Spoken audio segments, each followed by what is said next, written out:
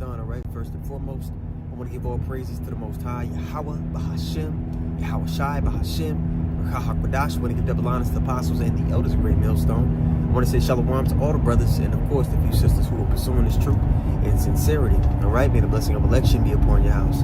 Today, I want to talk about what true wisdom is and what true wisdom will grant you, and how the Lord opening up your understanding to receive this truth, for you to have access to the arsenal, the armor of God, the Spirit.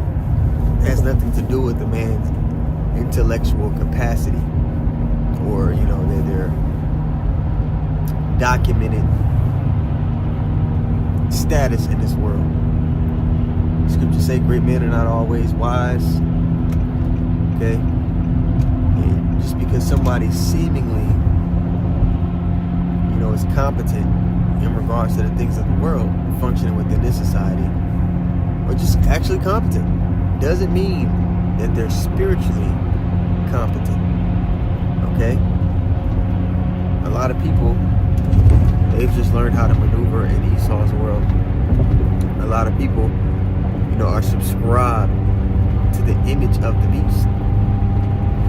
They might look put together on the outside, but on the inside, man, they just don't got it. So I want to run a clip, and we'll go from there. This video won't be long.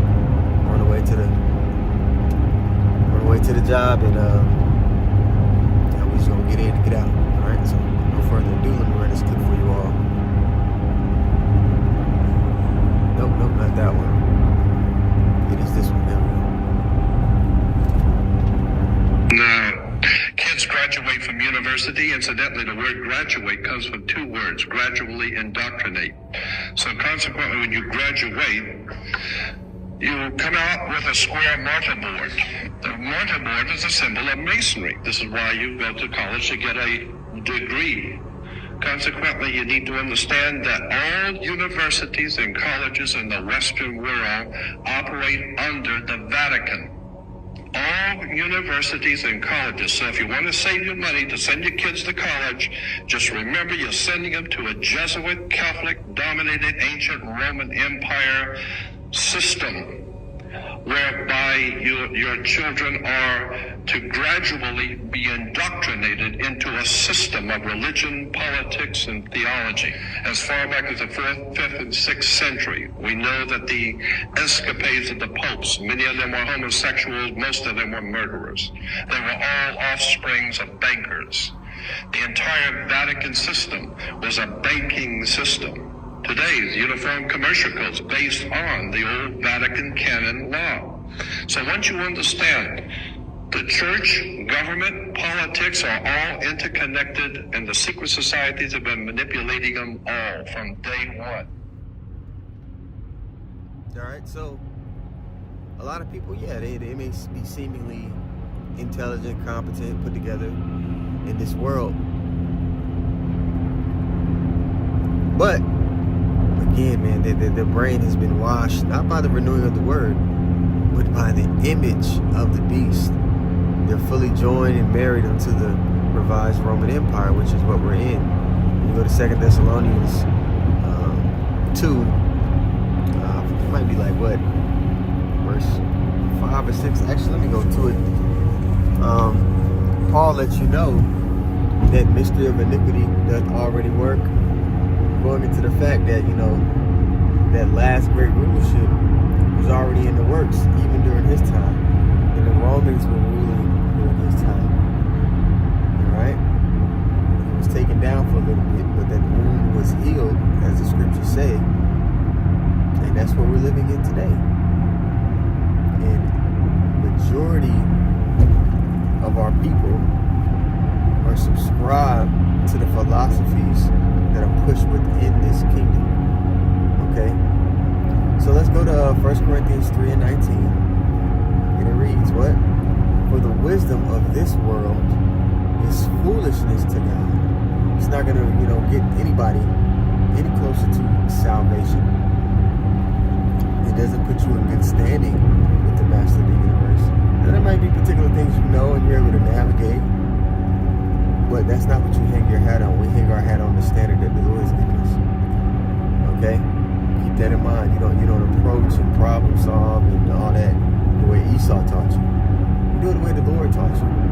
You judge righteous judgment. Okay, so you got to be renewed in the mind.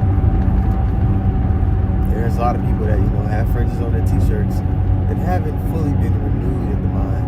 You see, 1 Corinthians 3:19, for the wisdom of this world is foolishness to God. And this is I'm reading this in the NLT, by the way. As the scriptures say, he traps the wise in the snare of their own cleverness. So a lot of the, even the semantics, and I hate to bring Pegasus up, okay? I hate to bring the former head of Sicaria, but, whenever he would be rebuked or corrected on something he was going off on, he would use that slander card. Well, GMS, y'all teach this knowing damn well what he was pushing was a lie. He was, go to Deuteronomy 22 and try to say that that's what we advocated.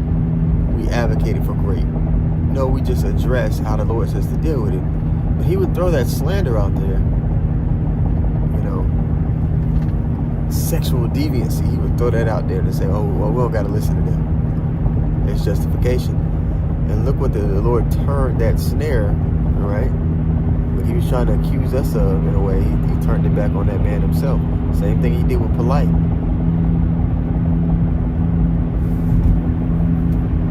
So, the way you perceive things, the way you deal with various situations as it happens, it should be according to the standard that the Lord has given. You have to judge righteous judgment, all right? And there's a lot of people who aren't operating by the Lord's standard, so they're going to be caught up in a snare, and they're not going to have access to the covering or the hedge of protection that's provided to those who subscribe to the image of Yahawashi, Yahawashi.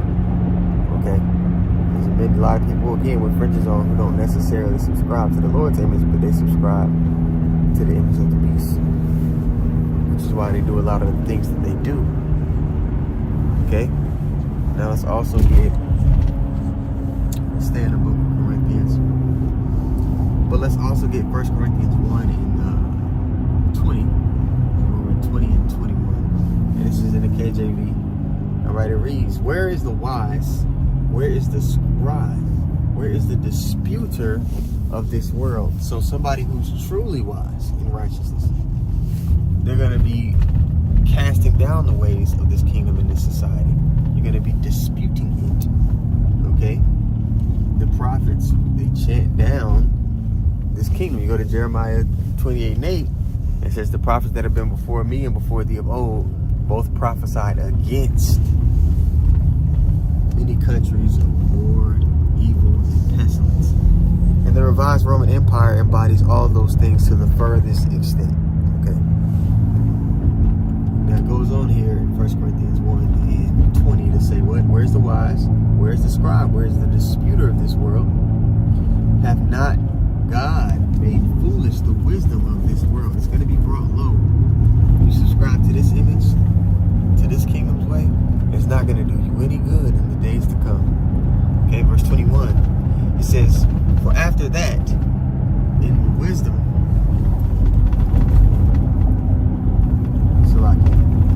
the wisdom of God, the world by wisdom knew not God. It pleased God by the foolishness of preaching to save them that believe. Because what we do, it's not glamorous, it's not cute. Okay? And a lot of people get into this thing and they try to make it cute. It's not meant to be. This is medicine. And even Esau's medicine, what? When you take it, it doesn't taste good. It's bitter. Bitters are good for you. Alright? And what the prophets do is a better job.